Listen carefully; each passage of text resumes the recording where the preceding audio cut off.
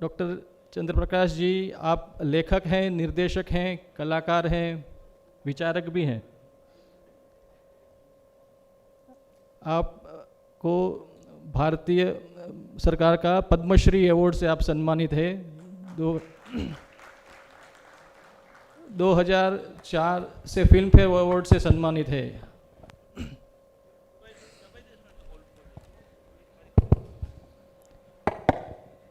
आपको हिंदी गौरव सम्मान पुरस्कार भी प्राप्त हैं। BM शाह संगीत नाटक अकादमी पुरस्कार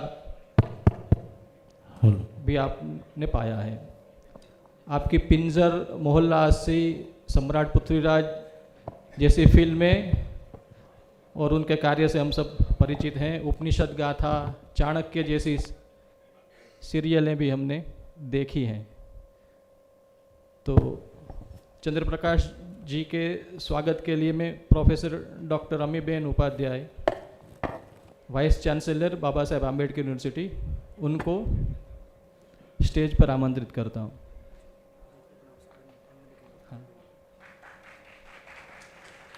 और श्री अजीत भाई शाह, भारतीय चित्र साधना के ट्रस्टी हैं, वो डॉक्टर काशीकर जी का स्वागत करने के लिए स्टेज पर पधारे।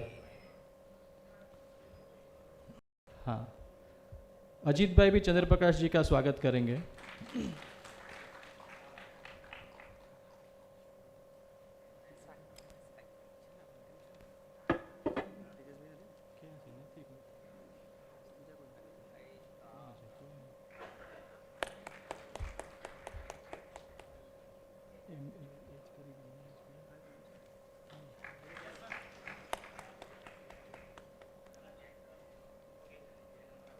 श्री अजीत, अपने इस मास्टर क्लास के मास्टर क्रिएटर डॉक्टर चंद्र प्रकाश जी का परिचय देकर मेरा काम वैसे आधा सरल कर दिया।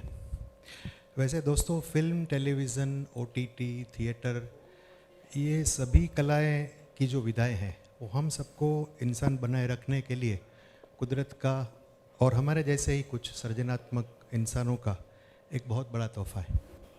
अगर हमारे जीवन में से कला के ये प्रकार, संगीत, साहित्य, ये सब अगर निकाल दिया जाए तो फिर जीना भी क्या जीना है लल्लू, है ना। तो आइए विजुअल कम्युनिकेशन के सभी क्षेत्रों में अपना एक मकाम बना चुके पद्मश्री डॉक्टर चंद्र प्रकाश जी से बातचीत का दौर शुरू करते हैं। हमारे पास आज थोड़ी समय की कमी है, इसलिए मैं कोशिश करूंगा कि हम ज़्यादा से ज़्यादा सवाल उनसे लें। बाद में मैं ऑडियंस में भी मौका दूंगा कि आप लोगों से भी हम कुछ सवाल कर सकें। तो मेरा पहला सवाल यही है, चंद्र प्रकाश जी, डॉक्टर साहब, आपके नाम के आगे डॉक्टर लगता है, पर दवाइयाँ, इंजेक्शन छोड़कर आप ये थिएटर वगैरह में कैसे चले गए?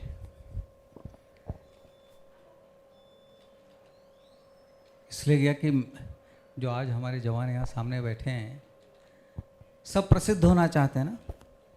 हर कोई चाहता है कि मेरा नाम हो, मैं जहाँ जाऊँ दुनिया की पलकें बिछ जाए, सब मेरी वाह वाह करे, मेरे कानों में सिर्फ मेरी प्रशंसा के शब्द पड़ें।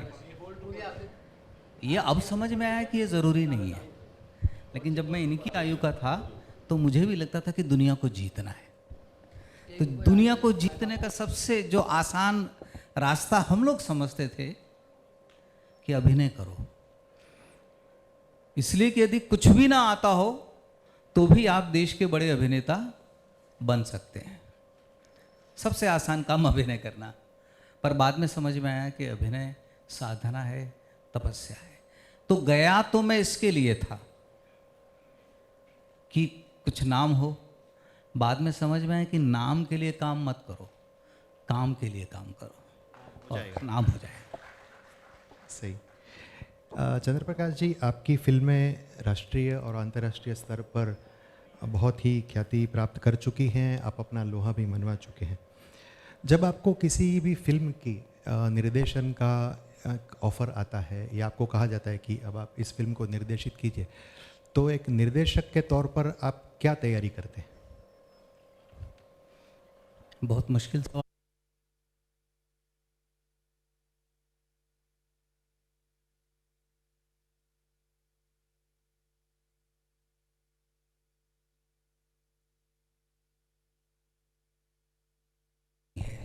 इसलिए जहाँ हम लोग कल्पना का विकास करते हैं वो स्थान है जहाँ इतिहास नहीं लिखा गया है। जैसे कि उदाहरण मैं आपको देता हूँ, चाणक्य पर 47 एपिसोड मैंने प्रकरण बनाए, परंतु इतना साहित्य चाणक्य पर नहीं है कि जिस पर आप 47 एपिसोड 47 प्रकरण बना सके। आपके पास जो मुख्य आधार है वो है मुद्रा राक्षस, विशाखा दत्त का एक लिखा हुआ नाटक, कुछ कहानियाँ कथा सरित सागर, दीपवंश, महावंश यहाँ इसमें छिटपुट मिल जाएंगी। तो फिर मैंने 47 प्रकरण कैसे बना लिए? तो सबसे पहला जो मैंने काम किया कि अब तक इन पर क्या लिखा गया है। तो ईश्वर की कृपा से मैं मराठी, गुजराती और हिंदी तीनों बड़ी अच्छी तरह पढ़ता हूँ, लिख भी सकता हूँ। तो गौरी शंकर जोशी धूमकेतु आप सबने नाम सुना होगा, कन्हैयालाल माणिकलाल मुंशी से लेकर जितने भी साहित्यकारों ने जो लिखा था वो मैंने पढ़ा, उससे प्रेरणा मिली। पर मैंने तय किया कि अब ये नहीं लिखना है क्योंकि ये इन्होंने लिख लिया है। तो फिर मैंने भारतीय भाषाओं में जो मुझे आती थी अनुवाद, फिर मैंने पढ़ना शुरू किया कौटिल्य अर्थशास्त्र। कौटिल्य अर्थशास्त्र में 6000 श्लोक हैं और भाष्य तो बहुत सारे हैं। सिंधी भाषा को अगर छोड़ दिया जाए तो लगभग भारत की सभी भाषाओं में कौटिल्य अर्थशास्त्र का अनुवाद हुआ। एक ही भाषा रह गई है। ये भी मैं आपको बात 30 साल पुरानी कह रहा हूँ, मैं अब नहीं जानता कि सिंधी में भी उसका अनुवाद हुआ है या नहीं। और इस ग्रंथ के माध्यम से मैंने उस समाज की रचना की, ये समाज कैसा है, चाणक्य नीति से उस समाज का संघर्ष क्या होगा। जैसे डॉक्टर उपाध्याय जैसे ही में आया कि विद्वान सर्वत्र पूज्यते, ये लिखना क्यों पड़ता है एक लेखक को? क्योंकि कहीं ना कहीं उनको ऐसा महसूस हुआ होगा कि पढ़ने लिखने वालों का बहुत सम्मान नहीं है, लेकिन उसका सम्मान होना चाहिए, इसलिए इस प्रकार का एक सूत्र लिखा जाता है। तो क्या जो लोगों ने नहीं लिखा है उसको मैं पढ़ने का प्रयास करता हूँ। अब जैसे मैं एक छोटा सा उदाहरण, अशोक के बारे में हम लोगों ने बहुत कुछ सुना है, मैं सम्राट अशोक की बात कर रहा हूँ। लेकिन जैसे उनके जीवन की कथा जिस पे मैं बहुत लंबे समय से काम कर रहा हूँ और अभी तक मुझे समझ में नहीं आया कि क्या हुआ था, ये उनके 63 वर्ष के बाद की कथा है, जब उन्होंने चौथा विवाह किया, आफ्टर द एज ऑफ 62-63। यहाँ बैठे जो मेरे युवा साथी हैं वो कल्पना कर सकते हैं कि हम तो तुरंत पहला हमारे मन में जो भाव उभरेगा कि ये क्या है, 63 वर्ष की आयु में कोई विवाह करता है। परंतु वो क्या कारण रहा और उससे कितनी बड़ी त्रासदी अशोक और उसके परिवार के जीवन में आई कि पूरा एक देश या पूरा एक साम्राज्य टूटते टूटते बच गया। अब उसमें कुछ चरित्र हैं जिनके बारे में आपके बारे में कोई ज़्यादा जानकारी नहीं है। अब उनके बारे में ढूंढना, और एक समय ऐसा आएगा कि आपको शास्त्र आपकी मदद नहीं करेंगे, आपकी अंतः प्रेरणा। और कई लोगों से आप चर्चा करते हैं कि एक ऐसा चरित्र है, सब लोग कुछ ना कुछ कहते हैं, और जिसको मैं बड़ी ईमानदारी से कहता हूँ कि इसकी प्रोसेसिंग जिसको कहते हैं कि उसके लिए मुझे 20 साल लगे। मैंने इतने वर्जन लिखे, कभी मैं आपको दे दूंगा क्योंकि आप पढ़ाते हैं, कि पहला वर्जन, दूसरा वर्जन, तीसरा वर्जन, चौथा वर्जन, 5वां वर्जन, कैसे आपकी कहानी धीरे धीरे धीरे बदलती जाती है जैसे जैसे आपकी कल्पना का विस्तार होते जाता है। और कई बार आपको लगता है कि वास्तव में ऐसा हुआ होगा। तो ये होगा तक पहुंचने की जो यात्रा है वही एक के लिए सबसे कठिन यात्रा होती है। इसी से जुड़ा एक थोड़ा आगे मैं सवाल लेता हूँ। सिनेमा और साहित्य दोनों वैसे एक दूसरे के अभिन्न अंग माने जाते हैं और दुनिया भर की उत्तम फिल्में उत्तम पुस्तकों के आधार पर बनाई गई हैं। आपने भी पिंजर, मोहल्ला अस्सी और सम्राट पृथ्वीराज जैसी फिल्में, सफल फिल्में इसे ही उत्तम पुस्तकों पर से या महाकाव्यों पर से बनाई हैं। तो जब पुस्तक पर से एक फिल्म बनाते हैं, एडेप्टेशन अब जिसे कहते हैं, तो आप किन चीज़ों के ऊपर ज़्यादा फोकस करते हैं? मेरी कोशिश हमेशा रहती है कि जो उपन्यासकार ने लिखा है उसको जस का तस, जैसा है वैसा प्रस्तुत करो। लेकिन अब मुझे 25 साल के बाद लगता है कि ये काम फिल्मकार का नहीं है। साहित्यकार ने अपना साहित्य, अपना उपन्यास लिख दिया है। अब आप उस कृति से कुछ नए का निर्माण करिए। इसलिए होगा कि उसमें आपको बहुत सारे आवश्यक परिवर्तन करने होंगे, सिनेमा की भाषा को समझना होगा, और लोगों का भोग्य, लोगों के लिए उसको बनाना होगा, अपने लिए नहीं। तो जैसे अब मुझे आप पृथ्वीराज देंगे तो वो दूसरा पृथ्वीराज होगा, अब आप मुझे पिंजर देंगे तो वो दूसरी पिंजर होगी। और मुझे याद है मैंने अमृता प्रीतम से कहा था जब मैंने स्क्रिप्ट लिख ली थी कि आप इसको एक बार पढ़ लीजिए। तो अमृता जी ने मुझे बड़ी सुंदर बात कही कि मुझे जो लिखना था वो मैंने लिख लिया है और लोग उसको पढ़ रहे हैं। अब तुम इसके आधार पर जो रचना चाहते हो वो तुम्हारी रचना है। और वो चूंकि फिल्में लिखने आई थी मुंबई में, इसलिए उनको ये पता था कि फिल्म का माध्यम बहुत अलग है। कन्नड़ के एक फिल्म मेकर हैं कन्नड़ भाषा में, जिन्होंने अब तक 25 फिल्में बना ली हैं, और उनकी सारी जो फिल्में हैं वो किसी न किसी कहानी पर जो पब्लिश्ड हैं, साहित्य पर आधारित हैं। किसी भी फिल्म का मूल्य 30 लाख रुपए से ऊपर नहीं है। और मुझे लगता है 8-10 राष्ट्रीय पुरस्कार उन्होंने ले लिए हैं। तो एक बार मैंने उनसे पूछा कि आप कैसे कहानी लिखते हैं, तो उनका उत्तर था कि मैं सिर्फ कहानी को एक बार पढ़ता हूँ, दूसरी बार नहीं पढ़ता। एक बार पढ़ने के बाद, और मैं उल्टा काम करता था, मैं लेकर बैठता था उपन्यास को और उसकी पंक्ति दर पंक्ति, मैं कहीं भटक तो नहीं रहा हूँ। तो हम लोग अक्सर कहते हैं ना, बहुत सारी फ्लॉप के बाद सब भी नहीं समझ में आता है कि सफलता का रहस्य कहाँ है। मैं इसी को जुड़ा सवाल पूछना चाहता था, क्योंकि जैसे आपने मोहल्ला अस्सी बनाई, अब मोहल्ला अस्सी फिल्म जिस उपन्यास पर से बनी है, काशी का अस्सी, ये अपने आप में एक बड़ी क्लासिक नॉवेल मानी जाती है। और जिन्होंने इस नॉवेल को पढ़ा होगा उनको फिल्म देखने के बाद ध्यान में आया होगा कि उन्होंने नॉवेल में कुछ और पढ़ा था और फिल्म कुछ एक अलग परसेप्शन दिखाती है। हालांकि बात सही है, पर थोड़ा ट्रीटमेंट जो है वो अलग है। तो आपको ये फिल्म, इस फिल्म को बनाते वक्त थोड़ा समस्या ही नहीं आई होगी?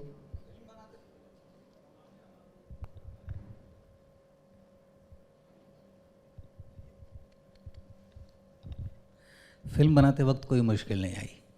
सारी मुश्किलें फिल्म बनने के बाद शुरू होती हैं।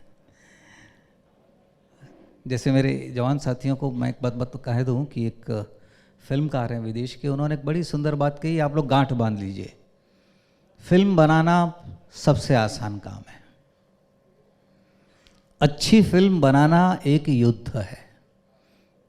Making a good film is a war. और बहुत अच्छी फिल्म बनाना इज मिरेकल, वो चमत्कार है। यदि आपके हाथ से बहुत अच्छी, तो मैं हमेशा कहता हूँ कि जो भी हम सुंदर रचना देखते हैं, साहित्यकार तो रचता है क्योंकि वो अकेला है, पेंटिंग करता है वो अकेला है, लेकिन जब हम फिल्म बनाते हैं तो हमारे साथ लगभग 300 लोग होते हैं, और उस 300 हर किसी का मस्तिष्क अलग दिशा में चल रहा होता है। मैं उदाहरण के लिए, मेरे साथ 3 प्रमुख कलाकार थे, अक्षय कुमार, संजय दत्त और सोनू सूद। इन 3 व्यक्तियों को एक समय पर एक साथ ले आना और उन तीनों के फोन बंद कराना, ये मेरे लिए सबसे बड़ी चुनौती थी। तो ये प्रोफेशनल हैजार्ड है, मैं उनकी आलोचना नहीं कर रहा हूँ, पर ये वातावरण है। और ये तब होता था जब 1200 फोन हम लोग सेट के बाहर पेटियों में बंद करते थे, और ये तब होता था जब वायरएफ की यानी यशराज फिल्म्स की जो फिल्में बनती हैं, वहाँ पे कम से कम 100 लोग सिक्योरिटी में होते हैं कि कोई फोटोग्राफ तो नहीं ले रहा है। इसलिए आपने कभी भी यशराज फिल्म्स की अंडर प्रोडक्शन फिल्म के चित्र नहीं देखे होंगे। तो 100 लोग सिर्फ इस व्यवस्था को बनाए रखने के लिए है।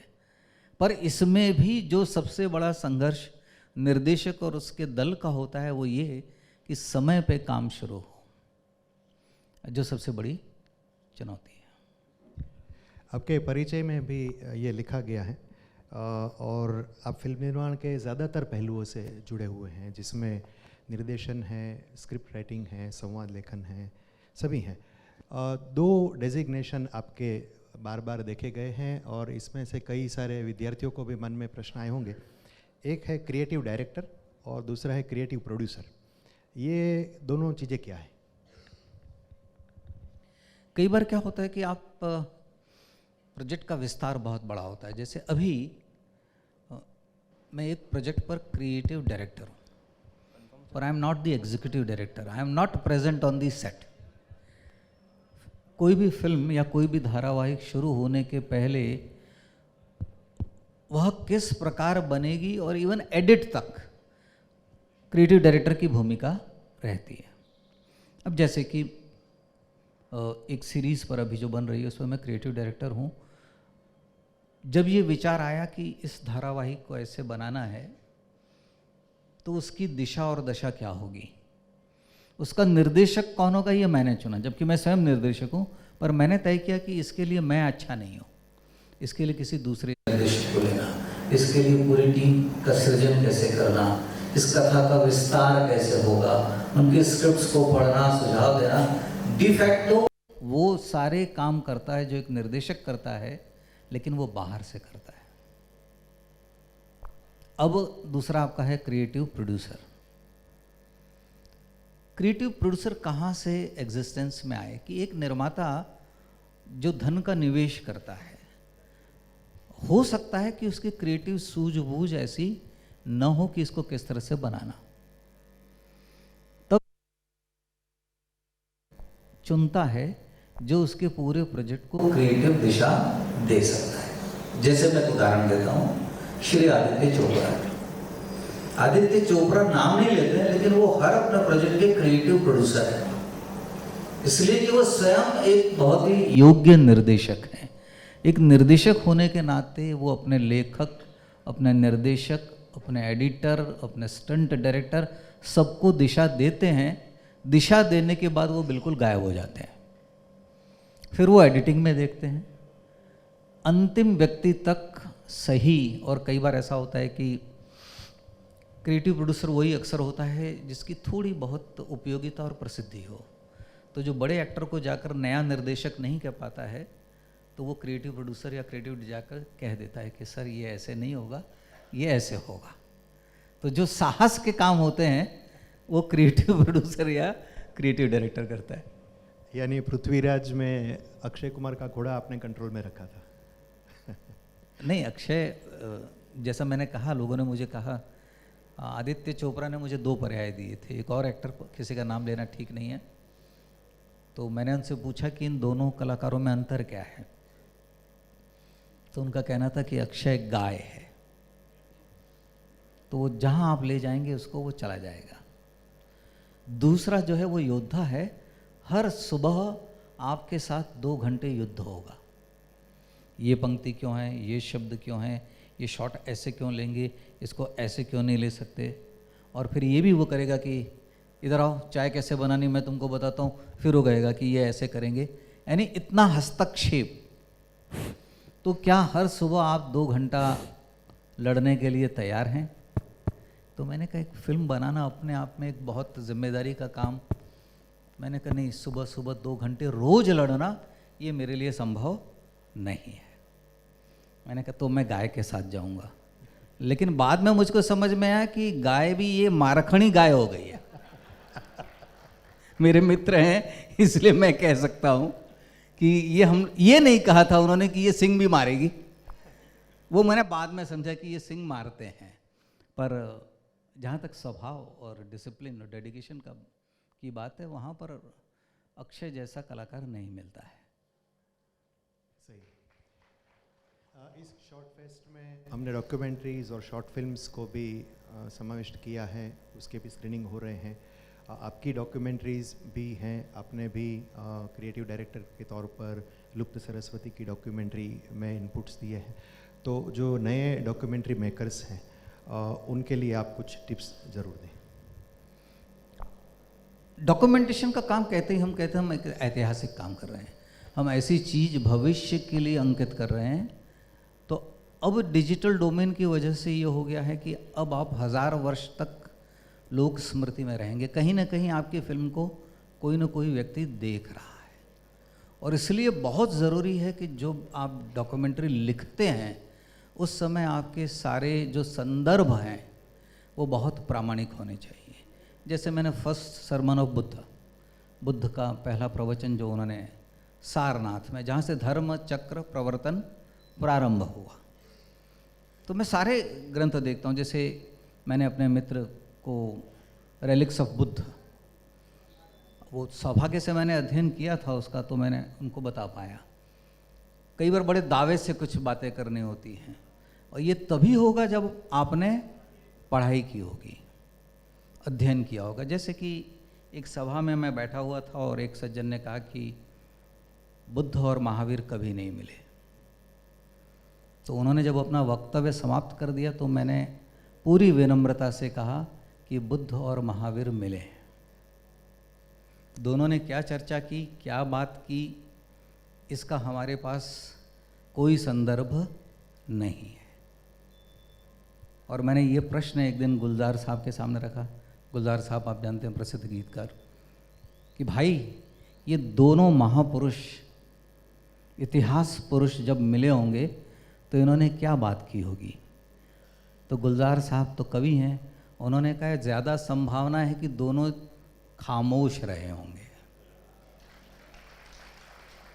तो ये तभी हो सकता है जब इस तरह के प्रश्न आपके सामने आते हैं और समाधान गुलजार जैसा व्यक्ति देता है। तो अभ्यास, जो मुझे पहला प्रश्न किया शिरीष ने कि आपने मेडिसिन छोड़ दी, नहीं, I work with the microscope.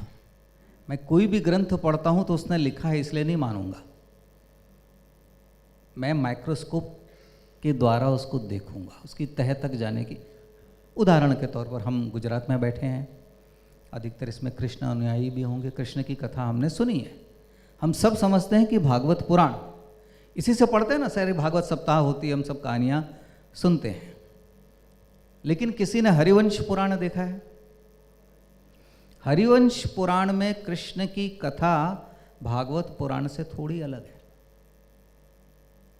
वही ब्रह्म वैवर्त पुराण जब आप देखेंगे तो आपको फिर पता चलेगा कि ये कहानी थोड़ी हरिवंश पुराण से अलग है। तो मैंने कृष्ण की कथा पर जो काम किया, तो पहले मैंने भागवत पुराण पढ़ा। महाभारत में जो कृष्ण हैं वो भागवत के कृष्ण से अलग हैं। तो सबसे पहले मुझे याद है 2001 मैंने भागवत पढ़ना शुरू किया, महाभारत पढ़ी और एक कहानी लिखी। फिर कुछ वर्षों बाद फिर मुझे लगा कि मैं कुछ और पुस्तकें पढ़ता हूँ, तो मैंने हरिवंश पुराण पढ़ी। हरिवंश पुराण पढ़ते ही मेरी पूरी सारी धारणाएं बदल गई। जैसे कि हम सब मानते हैं श्री कृष्ण का जन्म कारावास में हुआ, ये मानते हैं। लेकिन हरिवंश पुराण ये कहता है कि वो कारागृह जिसको हम नजरबंद कहते हैं ना, कि उनके ही भवन में उनको रखा गया है। तो वसुदेव को उन्हीं के भवन में रखा गया है। और यहां से मुझे लगता है ये ज्यादा संभव है वसुदेव के लिए निकलना। वसुदेव की कितनी पत्नियां? एग्जाम नहीं ले रहा हूं, हम लोग संवाद कर रहे हैं। एक खड़ा हो जाए, कोई खड़ा हो तो मुझे समझ में आएगा कौन बोल रहे हैं। यस, बस अभी आपके हाथ में फोन है, Google search wife of Vasudev. इससे ज्यादा अच्छी वर्कशॉप नहीं हो सकती, अभी मालूम पड़ेगा इनको। किया? कोई तेज है? गूगल करिए ना। 3, 2 से 3, 3 से 13, 13 गूगल बता रहा है। सो गूगल सही है या झूठ बोल रहा है? Yes, Google is right. 8 to 13 अलग अलग ग्रंथों में वसुदेव की पत्नियों की संख्या अलग है। अब दूसरा प्रश्न, देवकी का विवाह हुआ श्री कृष्ण से, आपने कहा देवकी और रोहिणी, करेक्ट। अब मुझे ये बताइए कि देवकी की कितनी बहनों का विवाह वसुदेव के साथ हुआ? ये और एक नया डायमेंशन। सिर्फ देवकी का विवाह नहीं हुआ है वसुदेव के साथ। तो जब आप पढ़ेंगे तो आपको पता चलेगा कि देवकी की और कितनी बहनें हैं? देवकी की 6 और बहनें हैं, और 7 बहनों का विवाह वसुदेव के साथ हुआ है। क्यों? तो जब इतिहासकार के तौर पर मैं, या एक डॉक्टर होने के नाते जब माइक्रोस्कोप लेकर पढ़ता हूँ, तो मैं प्रश्न करता हूँ कि ऐसा क्यों हुआ होगा।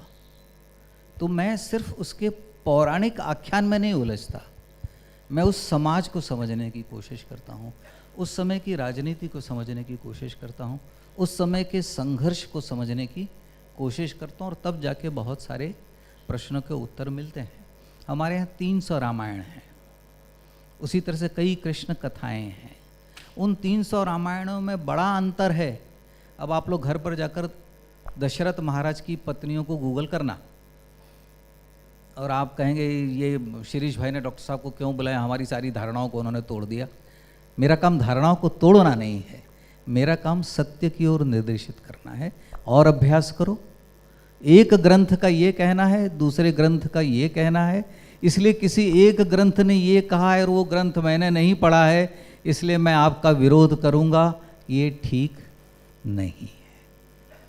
जैसे कि मोहल्ला 80, शिरीष मेरे बहुत पुराने मित्र हैं, उस उपन्यास का प्रारंभ ही गाली से होता है। मैंने अपने जीवन में गालियां नहीं दी कभी, किसी को नहीं दी, पर मुझे गालियां सुनना बहुत अच्छा लगता है। और इसलिए अच्छा लगता है कि मैं एक बहुत ही, जिसको रूढ़ि चुस्त कहते हैं, एक बड़ी ट्रेडिशनल पारंपरिक परिवार में पैदा हुआ, और खजुराहो का इतिहास जब मैंने पढ़ना शुरू किया, देवांगना देसाई की एक पुस्तक है खजुराहो पर।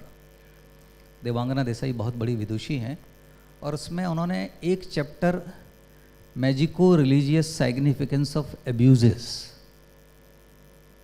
गालियों का कोई सामाजिक और आध्यात्मिक संदर्भ है क्या, मैजिको रिलीजियस, तो पूरा एक उस पर अध्याय है। वहाँ से मेरा आकर्षण बढ़ा कि क्या गालियों का कोई समाज शास्त्र है, तो गालियों का समाज शास्त्र मिला। तो गालियाँ कब से हैं? तो जब से वैदिक साहित्य है तब से गालियाँ हैं। क्या लोगों ने गालियाँ दी हैं वैदिक काल में?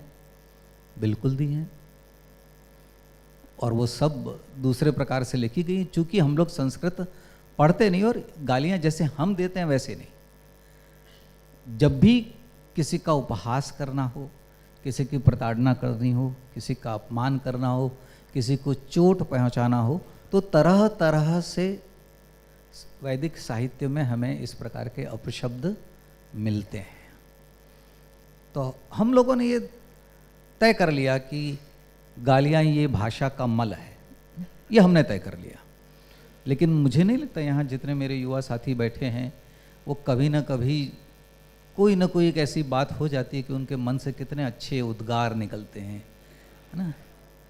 मैं जब ट्रैफिक में रहता हूँ और जब मैं खुद कार चलाता हूँ और कोई मुझे कट मार कर जा रहा होता है या मेरी कार को ठोकने वाला होता है, उस समय मैं कहता नहीं हूँ, लेकिन मेरे मन में अच्छे अच्छे उस व्यक्ति के लिए भाव उत्पन्न होते हैं।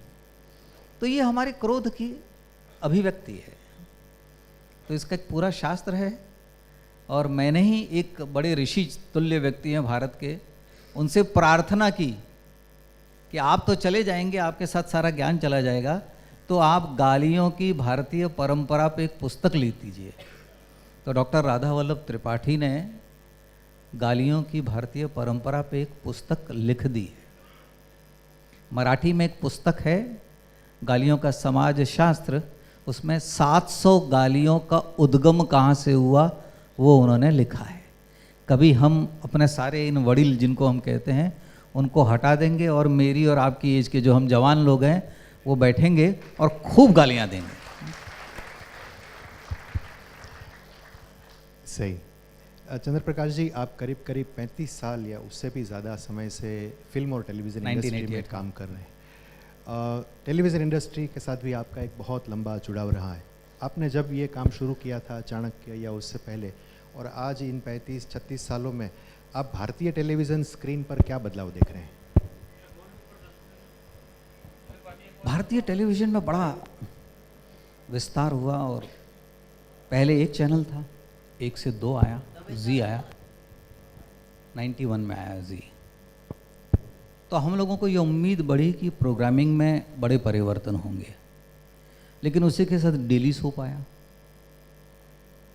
उसके बाद कुछ ऐसा हो गया, कंज्यूमरिज्म पहले कंटेंट तय करता था। मुझे याद है दूरदर्शन में जब हम लोग प्रस्ताव देते थे तो हम लोगों को ये बताना पड़ता था कि इसकी सामाजिक प्रासंगिकता क्या है, सोशल रिलेवेंस क्या है, ये बताइए। तो हम लोग जो अपने पहले प्रकरण की कहानी, तो उसके पहले लिखते थे सामाजिक प्रासंगिकता। पहले हम बताते थे कि इसकी फ़िलॉसफी क्या है, इसका दर्शन क्या है, क्यों मैं ये कहानी कहने जा रहा हूँ। अब ये हो गया है कि आप टेलीविज़न चैनल में जाकर ये कहेंगी कि इसका सोशल रिलेवेंस है, तो वो कहेगा सर थैंक यू। वो सामाजिक संदर्भ और रिलेवेंस समाप्त हो गया। अब ये एक एंटरटेनमेंट है, और जैसा आपने एक फिल्म में सुना होगा, एंटरटेनमेंट एंटरटेनमेंट एंटरटेनमेंट। और उससे ज़्यादा मुझे लगता है हम लोगों की आदत हो गई है। जैसे हम लोग घर में काम करते करते रेडियो सुनते थे, घर के अधिकांश जो वॉशिंग पाउडर का जो पूरा कल्चर आया, डेली सोप की शुरुआत इसलिए हुई कि जो विदेश में महिलाएं अपने किचन में काम करती हैं, पहले हम लोग रेडियो सुनते थे कि पीछे रेडियो बज रहा है, उन्होंने वॉशिंग डिश वॉशर को डालकर कुछ व्यस्त रहना, तो वहाँ डेली सोप शुरू हुए। वो हमारे यहाँ भी आ गए। अब जैसे छोटे शहर जो हैं, वहाँ जब बेटा बच्चा जो है या बेटी जब स्कूल से आ जाती है तो माँ उसके साथ सीरियल देखती है, जब पति आ जाता है तो उसके साथ सीरियल देखती है। शायद इसका कारण ये होगा कि हमारे पास अब चुनौतियाँ नहीं हैं, या हम चुनौतियों को स्वीकार नहीं करना चाह रहे हैं। तो समाज भी बदल रहा है, उस तरह से सारे धारावाहिक भी बदल रहे हैं। आपको जानकर हैरानी होगी कि पिछले 10 वर्षों में मैंने कोई धारावाहिक नहीं देखा। और एक बड़े विचारक ने कहा है कि जैसे ही मेरा अभ्यास इन दिनों बहुत बढ़ गया है। मेरा अभ्यास इसलिए बढ़ गया है कि जैसे ही मेरी पत्नी टेलीविज़न शुरू करती है, मैं दूसरे कमरे में जाकर किताब पढ़ने लग जाता हूँ। तो कई लोग विद्वान हो रहे हैं इससे, पर जो मूल एक उसमें कहूँ तो मैं समझता हूँ कि टेलीविज़न ने ये स्वीकार कर लिया है लगभग कि टेलीविज़न की कोई सामाजिक भूमिका नहीं है। और उसका कारण ये है कि ये प्रायोजित कार्यक्रम है। प्रायोजित कार्यक्रम स्पॉन्सर्ड हैं, तो जो स्पॉन्सर के लिए उपभोक्ता की तलाश है, दर्शक की नहीं। कौन उसको कंज्यूम करेगा उसको ढूंढना है। तो काशीनाथ जी की कहानी, जो कौन ठगवा नगरिया लूटल हो, वो कौन ठग है, ये कबीर जी का दोहा है।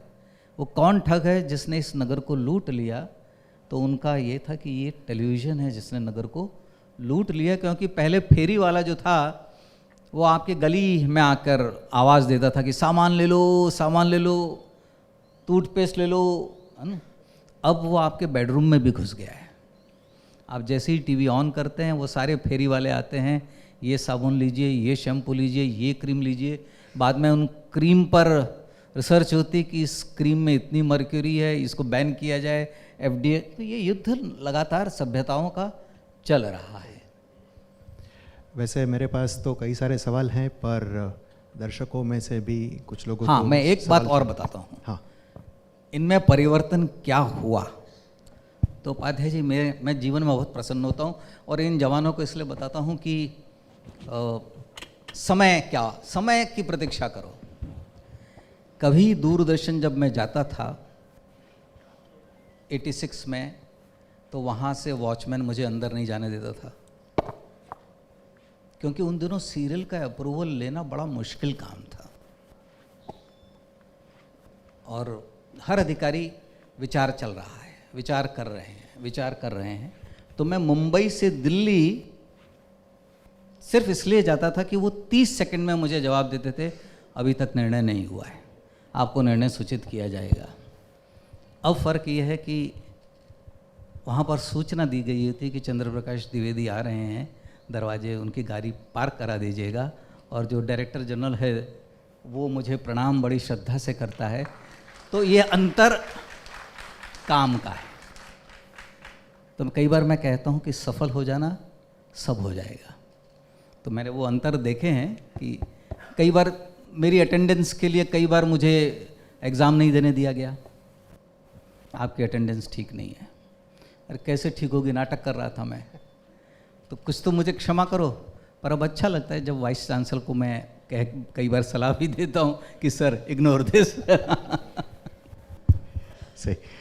एक दो सवाल ले लेंगे क्योंकि समय समाप्त। खतरनाक सवाल, हाँ खतरनाक सवाल, साधारण सवाल मत करना। अपना परिचय दीजिए और सवाल पूछिए। नमस्ते सर। नमस्ते। मेरा नाम कपिल गोस्वामी है, मैं भुज कच्छ से यहाँ पर हूँ। सर सवाल ये है कि जैसे आपने एक बहुत प्यारी बात कही, गालियाँ, तो वो हम सामान्य जीवन में बोलते हैं, पर जब वो पर्दे पे आती है तो हम कुछ सोच महसूस करते हैं।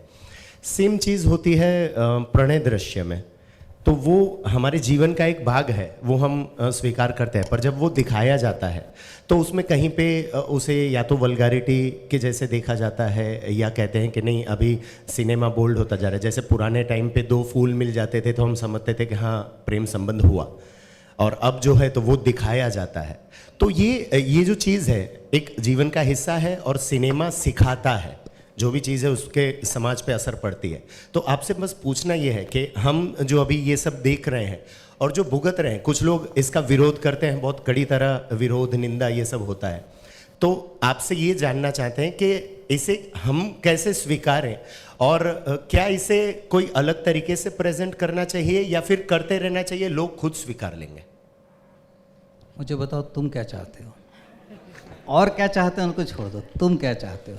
तुम यदि फिल्म बनाओ जी, और यदि तुम्हें ऐसा लगे कि इसमें गाली होनी चाहिए, तो तुम क्या करोगे? अगर होनी चाहिए तो वो होनी ही चाहिए, है ना। अब जैसे मैं आपको उदाहरण देता हूँ, जैसे मैंने अशोक के बारे में कहा कि 20 वर्ष पहले कहानी लिखी, 20 वर्ष बाद मुझे लगा कि अशोक जो बहुत ही गर्वोन्मत्त, जिसको हम कहते हैं एरोगेंट है, शक्तिशाली है, उसके मन का कुछ नहीं हुआ तो वो क्या करेगा? वो कितना भी बड़ा अधिकारी क्यों ना हो, उसको गाली देगा। तो वहाँ मैंने गाली को इस तरह से अनुवादित किया कि वो गाली गाली न लगे, लेकिन गाली वाली चोट लगे।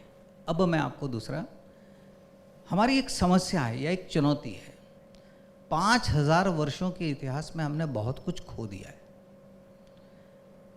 जिन चीज़ों को लेकर आप असहज होते हो, ये विक्टोरियन एटीट्यूड है, ये हमें ब्रिटिश साम्राज्य की देन है। कभी मैं वाइस चांसलर साहिबा को कहूँगा कि एक सेमिनार हम लोगों के लिए रखे, और उसमें कि भारत के अतीत में क्या क्या है।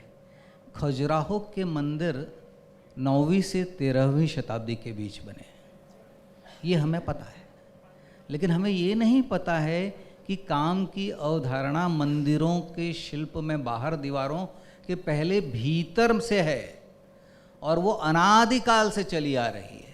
तो ये हमारे समाज को क्या हो गया कि जो चीज़ मिथुन शिल्प मंदिरों की दीवार पर थे, उसके पीछे कोई कारण था। कामो ही यज्ञो प्रथमो, काम पहला यज्ञ है। बृहदारण्यक उपनिषद में जब संसार की रचना की बात आती है, तो जिसे हम ईश्वर या ब्रह्म कहते हैं, उसके मन में पहला विचार क्या आया? पहला विचार था ये मैं हूँ। वो अकेला था इसलिए उसे भय लगा। तब उसे समझ में आया कि भय हमेशा दूसरे के होने से होता है, जब दूसरा है ही नहीं तो भय कैसा। और फिर तीसरा आया कि मैं अकेला हूँ इसलिए मुझे आनंद की अनुभूति नहीं हो रही है, तो आनंद की अनुभूति के लिए कोई और आवश्यक है। और उसके बाद उसने सोचा कि आनंद की अनुकामः जो विचार आया वो काम का विचार आया कि अब मैं काम से संसार की सृष्टि करूँगा। तो काम तो हमारे यहाँ देवता है, हमने तो काम की उपासना की है। हाँ, और हमारे यहाँ कितने सारे उत्सव हैं, मदन उत्सव। कई बार जब कौन सा वैलेंटाइन डे कहते हैं उसको लेके, वैलेंटाइन डे को लेकर बड़ा उत्पात होता है, हमारे ही साथी लोग जाके रोकते हैं। वैलेंटाइन डे, मदनोत्सव, रति उत्सव, ये सारे उत्सव हमारे यहाँ हैं। और ये कितने कॉलेज में रोज डे होता है, रोज डे हो रहा है कि नहीं यहाँ पे, कि बंद करवा दिया हमारी सरकार ने? रोज डे होता है ना। मेरे लिए दुख की बात यह कि रोज डे तब शुरू हुआ जब मैं कॉलेज से बाहर निकल रहा था, वरना मैं मेरे कॉलेज के सभी साथियों को रोज देता और अपने प्रेम की अभिव्यक्ति करता कि मैं तुमसे प्रेम करता हूँ। परंतु मैं एक बड़े आनंद का विषय बताता हूँ आपको कि हमारे प्राचीन शास्त्रों में सभ्य नागरिक के साथ कौन कौन होता था। कामसूत्र जाके देखिएगा आप गूगल पर। तो गुप्तकालीन समाज में या भास के नाटकों में, कालिदास के नाटकों में आपको सभ्य नागरिक के साथ विट, पीठमर्द और विदूषक, ये तीन व्यक्ति हमेशा उसके साथ रहते हैं। तो ये कौन है? विट वो ब्राह्मण है जिसके पास कोई काम नहीं है। पीठमर्द वो व्यक्ति है, पीठमर्द इससे आपको समझ में आ रहा है कि इसका कुछ काम मसाज देने। पीठमर्द वो व्यक्ति है जो एक सभ्य नागरिक के साथ चलता है और उसको जब कहीं बैठना है तो अपने पीठ पर कुर्सी रखता है, वो उसके लिए कुर्सी खोल देता है। उसको मसाज करना, शैम्पू करना, नहलाना, ये काम पीठमर्द का है। विदूषक आपको पता ही है, जैसे आप थोड़ी थोड़ी देर पर रील्स देखते हैं, विदूषक जो है वो उसको बार बार एंटरटेन करता है। पर अब मजेदार बात, विट का क्या काम है? विट अपने नायक यानी अपने स्वामी के प्रेम संदेश नायिका के पास ले जाता है। मेरे स्वामी ने आपके लिए प्रेम संदेश भेजा है, और वो प्रेम संदेश कमल के, तब रोज नहीं था, कमल पुष्प ले जाता है, कान की बालियां ले जाता है, गले का हार ले जाता है, चंदन या इस तरह से ले जाता है। और उसको स्वीकार करो या अस्वीकार करो, ये नायिका का अधिकार है। और यदि नायिका उसके उपहार को स्वीकार करती है तो फिर प्रमद वन में आज मिलेंगे, वो गोष्ठी मतलब मीटिंग तय होती है। और ये सार्वजनिक है, ये छुपाया नहीं गया है। और मज़ेदार बात मैं आपको बताता हूँ, हमारे सारे काम शास्त्रियों ने, जिसमें वात्स्यायन भी हैं, उन्होंने ये भी लिखा है कि किसको कमल का फूल मत भेजना। तो जो आपके अधिकारी की पत्नी हो या अपने अधिकारी की प्रेयसी हो, उसको मत भेजना, क्योंकि आपकी नौकरी जा सकती है। सेनापति की पत्नी को मत देना, क्यों? आपके प्राण जा सकते हैं। कोई मुझे बताए, क्षमा करिएगा, मैं आपके बच्चों को इतिहास बता रहा हूं, बिगाड़ नहीं रहा हूं। सबसे अच्छा प्रेमियों के लिए मिलने का समय कौन सा है? तो कामसूत्र में वात्स्यायन, ऋषि वात्स्यायन ने बहुत सारे अवसर लिखे हैं कि कौन से अवसर प्रेमियों के लिए मिलने के लिए उपयुक्त हैं। और उसमें एक उन्होंने सजेशन हम सबके लिए दिया है, जब घर में मृत्यु हो गई हो। जब घर में मृत्यु हो गई तो पूरा परिवार किस में लगेगा? शव का संस्कार किया जाए। This is the best time for you. तो ये हमारे ऋषियों का, इसमें हास्य कह लो, हमारे ऋषियों की योजना। हम इतने खुले दिमाग के लोग थे। और ये तो मैंने कुछ झलक दी है, क्योंकि ये लोग बैठे हैं। हमारा पूरा साहित्य का जो संसार है प्राचीन भारत के, उससे मॉडर्न, उससे प्रोग्रेसिव कुछ नहीं है। आप सभी आज जाके मेरे लिए कितना काम करेंगे? गीत गोविंद निकालेंगे और उसका अंग्रेजी अनुवाद या गुजराती अनुवाद आपको मिल जाएगा, पढ़िएगा। अगली बार जब मैं आऊँगा तो मैं गीत गोविंद पे बात करूँगा। मुझे डॉक्टर साहब की बात पर से एक प्रसंग याद आया। कमल हासन की बहुत सुंदर फिल्म है पुष्पक। उसमें एक बड़ा सुंदर दृश्य आता है। उस होटल में जहाँ ये सब ठहरे हैं, नायक नायिका सभी, और उस होटल के मालिक का देहांत हो जाता है और उसका शव जो है वो वहाँ रखा हुआ है और सभी लोग श्रद्धांजलि देने आ रहे हैं, और उस श्रद्धांजलि में सब जो है हमारी हिंदू परंपरा के अनुसार उस शव को एक चक्कर लगाते हैं। तो नायक और नायिका एक दूसरे का हाथ ऐसे चुपके से पकड़ के पूरे शव को जो है वो 7 फेरे लेते हैं। मुझे क्षमा करिएगा, आप में से कईयों का अनुभव होगा, मैं आपके मन की बात कह रहा हूँ कि हम जब शोक सभा में भी जाते हैं ना, तो भी हम देख रहे हैं कि यहाँ सौंदर्य कहाँ है। होता है हाँ, तो ये जीवन की स्थितियाँ हैं जिसको हमें स्वीकार करना चाहिए। बस एक बात कह के मैं अपनी बात समाप्त करता हूँ कि जो पहला नाटक लिखा गया समुद्र मंथन,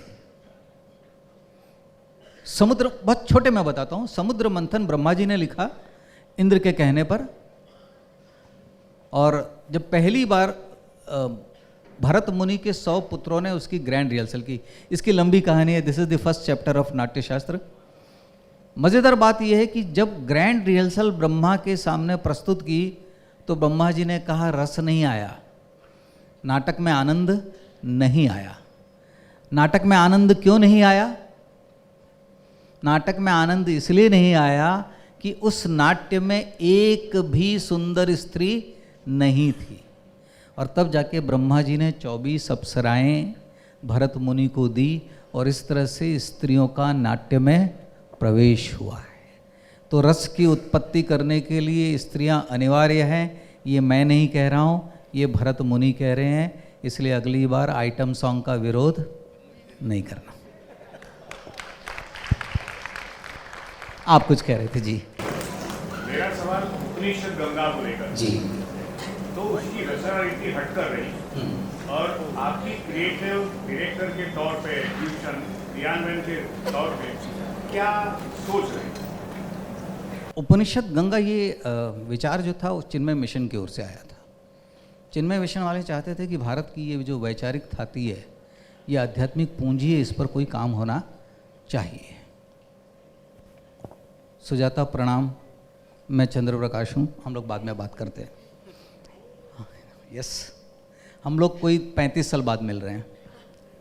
एनीवे, तो मुझे वो जब जिम्मेदारी दी गई तो मैंने जाकर स्वामी तेजोमयानंद जी से कहा कि ये संभव नहीं है, उपनिषद विचार है और जब तक कथा नहीं होगी मैं इसको नहीं कह पाऊँगा। तो मैं मना करके आ गया।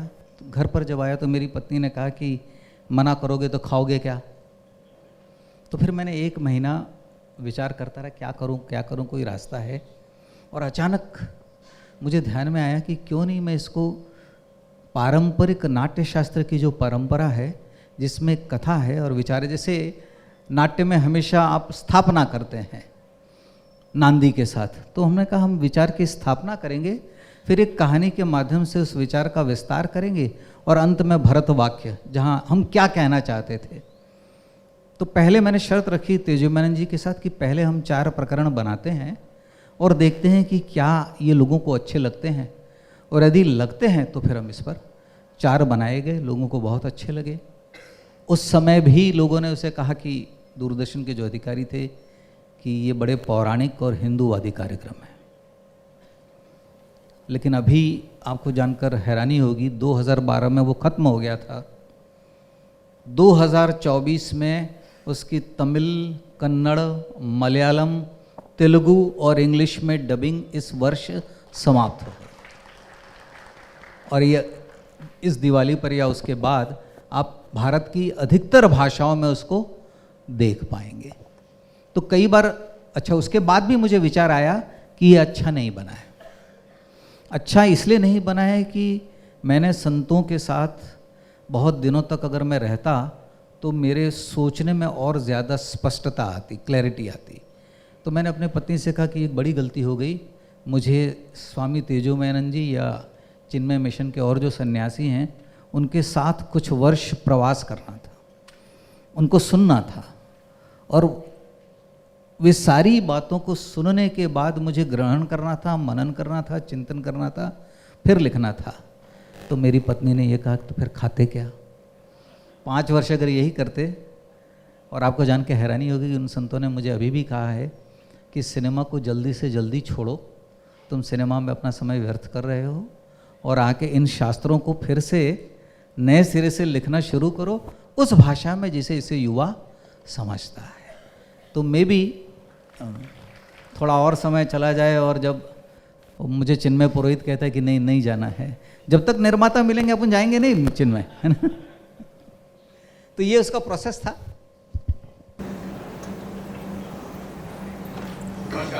जी सर, हम देखते हैं कि आज में इंटरनेशनल जितने भी शोज हैं उस पर रोम पे बने हुए हैं, उस पर पॉम्पेई फिल्म दिखाए जाते हैं, लेकिन इंटरनेशनल में हमारी संप्रदाय के हैं उसकी इंटरनेशनल वैल्यू इतनी क्यों नहीं, जबकि हमारे पास स्टोरीज बहुत। मैं इसी के लिए लड़ भी रहा हूँ। दुर्भाग्य से जो अधिकतर जो विदेशी OTT प्लेटफॉर्म्स हैं उनके अंतिम निर्णय अभी भी LA में होती हैं, विदेशों में होते हैं। उनको भारत के इतिहास का परिचय नहीं है और उनकी कोई श्रद्धा भारत के प्रति नहीं। एक बात बिल्कुल समझ लो, उनकी श्रद्धा अपने दर्शक के प्रति है। कैसे उनको अधिक से अधिक दर्शक मिलेगा। जिस दिन हमारे यहाँ के लोग ये विचार कर रहे हैं, हमारे यहाँ भी अपने प्लेटफॉर्म है लेकिन वो भी अभी इस पर विचार नहीं कर रहे हैं।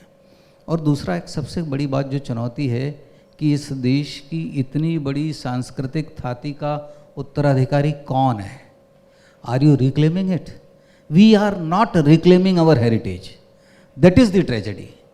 आज भी किसी के पास मैं जाता हूँ, मुझे याद है कोई 10-20 वर्ष पहले मैं एक बहुत बड़ी कंपनी के पास गया और मैंने कहा कि मुझे आषाढ़ का एक दिन पर फिल्म बनानी है। कालिदास की फिक्टिशियस काल्पनिक प्रेम कथा है, लेकिन उसके बहाने उस समय का संसार लोगों को समझ में आएगा और कहीं ना कहीं मुझे ये कहना था कश्मीर हमारा है, क्योंकि कालिदास वहाँ से आया है। उसके पीछे का मूल उद्देश्य ये था कि कश्मीर हमारा अविभाज्य अंग है, ये देख लीजिए, ये हमारा इतिहास है। और जिसको श्रीनगर कहते हैं उसका निर्माण ही इसलिए हुआ कि अशोक वहाँ जब पहली बार गया था तो उसका निर्माण किया गया था। लेकिन मुझे उन्होंने कहा कि कालिदास की प्रेम कथा में किसे रुचि है, लेकिन बंटी और बबली की प्रेम कहानी में सबको रुचि है। तो ये हमारा दुर्भाग्य है कि अभी तक हम वहाँ नहीं पहुँच पाए हैं और अभी भी हमारी सरकारों के पास उसके लिए कोई योजना नहीं है, हमारे उद्योगपतियों के लिए उसके पास कोई दृष्टि नहीं है। सो ये जो हमारे सामने बैठे हैं ये इसके बदलने के हमारे कैटलिस्ट हो सकते हैं। So guys, you have to work very hard. मैं एक अंतिम सवाल कर लेता। अच्छा, मुझसे ज़्यादा वो सवाल पूछे वो ज़्यादा उसका मेरे अभी जवाब अधूरा है। वो जिसने प्रेम का मुझे पूछा था मैं पूरा करूंगा उसको। Sir, if I am not wrong, 1991 में चाणक्य रिलीज हुई थी जी। तब से लेके अब तक टेक्नोलॉजी बदल गई है, जेनरेशन बदल गई है। तो if you get a chance to remake Chanakya all over again, तो आप क्या अलग करोगे keeping in mind the Gen Z? सब कुछ बदल दूंगा ऑनेस्टली। ये वो भाषा भी नहीं रहेगी, उतने लंबे लंबे संवाद भी रहेंगे, मोर ऑफ कम्युनिकेशन, जैसे हम एक दूसरे से बात करते हैं। उस समय एक दूसरा प्रवाह था जिसकी वजह से वो चला। जाहिर सी बात है, चूँकि अब हमारे पास VFX हैं तो सेट्स एक्सटेंशन जिसको हम कहते हैं, आप भव्य सेट जैसे आप गेम ऑफ थ्रोन्स में या दूसरे धारावाहिकों में देखते हैं, अब वो करना बहुत आसान है। और अब तो और 1-2 सालों में गणात्रा जी आप भी जानते हैं कि AI जो आ गया है उससे बहुत बड़ा परिवर्तन आने वाला है। जिन चित्रों को यानी स्टोरी बोर्ड बनाने के लिए हम लोग महीनों लगाते थे, अब वो कुछ सेकंड्स में हो रहे हैं। कितने लोगों ने आप में से मिड जर्नी पे काम किया है? Mid journey is a software. तो आप जानते हैं ना कि इनपुट्स देते जाइए, पर अभी भी मिड जर्नी की समस्या ये है कि मिड जर्नी को, इन सॉफ्टवेयर्स को भारत के बारे में नहीं पता है, इसलिए when it comes to Indian images they fail. लेकिन मुझे पता है जैसे आप उनको फीड करते जाएंगे, पगड़ी का मतलब ये होता है, वो हेडगियर कहते हैं तो उनको टोपी, वो हैट ही समझ में आता है। उनको हमारी पगड़ी और हमारी पगड़ी की इतनी कल्पना है कि राजस्थान में ही सिर्फ 300 प्रकार की पगड़ियाँ हैं और पूरे देश में तो हज़ारों प्रकार की हैं। तो ये उसे हमें फीड करना होगा, बाद में वो हमारी मदद करेगा। मुझे लगता है और 10 सालों में आधे घंटे की फिल्म आप अपने कंप्यूटर पर बैठकर बना पाएंगे। शॉर्ट फिल्म बनाना आपके लिए बहुत आसान हो जाएगा। एंड जो कॉस्ट ऑफ प्रोडक्शन है वो भी धीरे धीरे इसके कारण नीचे आएगा। जैसे तुम्हारी उम्र में मुझे अगर प्रोजेक्ट पिच करना होता तो मुझे समझ में नहीं आता कि मैं कैसे जाऊं, लेकिन now you can go to the producers, आपका पूरा स्टोरी बोर्ड आपके पास होगा, इसलिए कि मिड जर्नी और अदर सॉफ्टवेयर्स उसकी मदद से आप अपना पूरा काम, तो मैं पूरा चाणक्य बदल दूंगा। लेकिन एक कंपनी ने मुझे साइन करके रखा है, बड़ी कंपनी है, पैसे भी लेके रखे हैं, लेकिन उनका मुझे इंस्ट्रक्शंस था, वहाँ पर मैं रुक गया और मैंने कहा फैसला कर लीजिए क्योंकि मैं ये नहीं करूँगा। मुझे इंस्ट्रक्शंस ये दिए गए कि आपका चाणक्य और चंद्रगुप्त दोनों बहुत वाइट हैं, दोनों बहुत सत्पुरुष हैं, सज्जन हैं, तो इनको कैसा होना चाहिए, ये दोनों ग्रे शेड्स में होने चाहिए। मैंने कहा ये मैं कैसे कर सकता हूँ, मैंने ही इसकी रचना की, अब आप मुझे कह रहे हैं कि ये दोनों ग्रे शेड्स, यानी क्या चाणक्य उनको वो चाहिए जो धोखेबाज, पल पल पलट जाए, दूसरे को गिरा दे, जो उन्होंने पॉपुलरली सुना है। वो हमारा शिक्षक है, शिक्षक की गरिमा है, भारतीय शिक्षण की व्यवस्था है, इससे उनको कोई मतलब नहीं है। चंद्रगुप्त भी उनको वैसा ही चाहिए। मैंने कहा ये नहीं हो सकता, तो जब तक या वो निर्णय नहीं बदलते तब तक शुरू नहीं होगा, या जब तक मैं नहीं बदलता तब तक वो शुरू। Thank you sir. नहीं, धन्यवाद। हाँ, उसका बस मैं उत्तर दे देता हूँ। भाई हमारे माहुरकर जी आज नहीं आए, उदय माहुरकर जी, नहीं, उदय भाई नहीं। उदय भाई ने एक आंदोलन छेड़ रखा है और मैं उनसे असहमत हूँ, क्योंकि भारत की समस्याएं दूसरी हैं। दूसरा क्या, हम एक वैश्विक समुदाय में जी रहे हैं। अब ये हमारी जो पॉलिटिकल टेरिटरीज़ हैं, इसके बियॉन्ड भी एक कल्चरल और आर्टिस्टिक टेरिटरीज़ हैं।